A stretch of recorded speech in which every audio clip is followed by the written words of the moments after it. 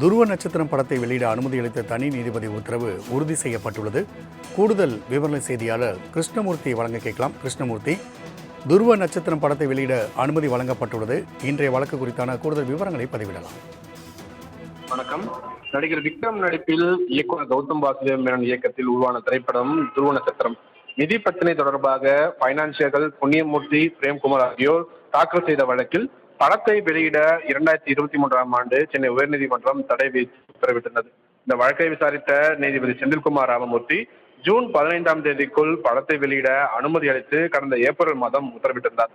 அன்றைய தேதிக்குள் படத்தை வெளியிட இயலவில்லை என்றால் கால நீட்டிப்பு கோரி நீதிமன்றத்தை நாடலாம் எனவும் மனுதாரர்களுக்கு உத்தரவிட்டிருந்தார். இந்த உத்தரவை எதிர்த்து புண்ணியமூர்த்தி, பிரேம்குமார் ஆகியோர் சென்னை உயர்நீதிமன்றத்திலேயே மேல்முறையீடு செய்திருக்கிறார்கள். நீதிபதிகள் வி வேல்முருகன் மற்றும் நீதிபதி திலகவதி அடங்கிய அமர்வு முன்பாக இந்த விசாரணை நடைபெற்றது.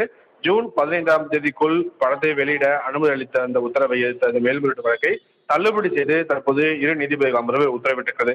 இதற்கிடையில் படத்தை வெளியிடுவதற்கான கால அவகாசத்தை ஜூலை 15ஆம் தேதி வரை நீட்டிக்க கோரி கௌதம் வாசுதேவ் மேனன் தரப்பில் தாக்கல் செய்யக்கூடிய அந்த மனுவை விசாரித்த தனி நீதிபதி குமரேஷ் பாபு இந்த மனு மீது வருகிற ஜூன் 17ஆம் தேதி உத்தரவு பிறப்பிப்பதாக கூறி விசாரணையும் தள்ளி வைத்திருக்கிறார். ராம்குமார்.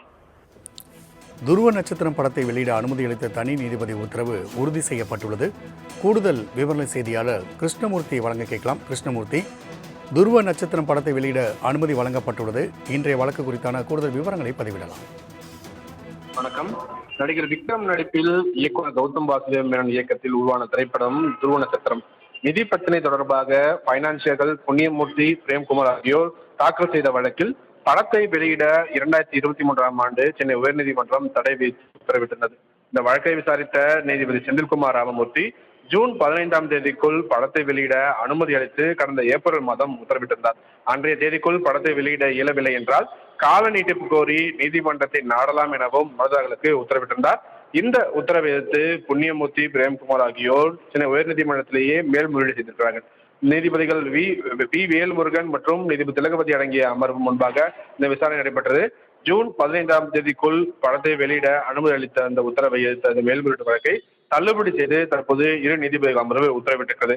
இதற்கிடையில் படத்தை வெளியிடுவதற்கான கால அவகாசத்தை ஜூலை 15ஆம் தேதி வரை நீட்டிக்க கோரி கௌதம் வாசுதேவ் மேனன் தரப்பில் தாக்கல் செய்யக்கூடிய அந்த மனுவை விசாரித்த தனி நீதிபதி குமரேஷ் பாபு இந்த மனு மீது வருகிற ஜூன் 17ஆம் தேதி உத்தரவு பிறப்பிப்பதாக கூறி விசாரணையும் தள்ளி வைத்திருக்கிறார். ராம்குமார். கிருஷ்ணமூர்த்தி, தகவலுக்கு நன்றி.